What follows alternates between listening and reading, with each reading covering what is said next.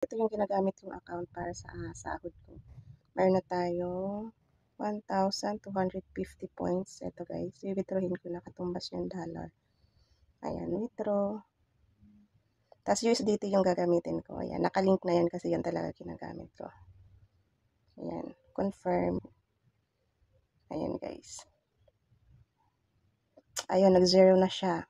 And then, titingnan natin siya dun sa record. Kung successful na siya. Ayan, katumbas niya guys, ito yun. Oh. Ay, hindi. Wait lang. Ito. $123 under review. Ilang minutes lang yan. Process na siya. Ay, successful na siya. Antayin na lang natin. So, kita natin yung complete natin. Magkano yun? 123.19.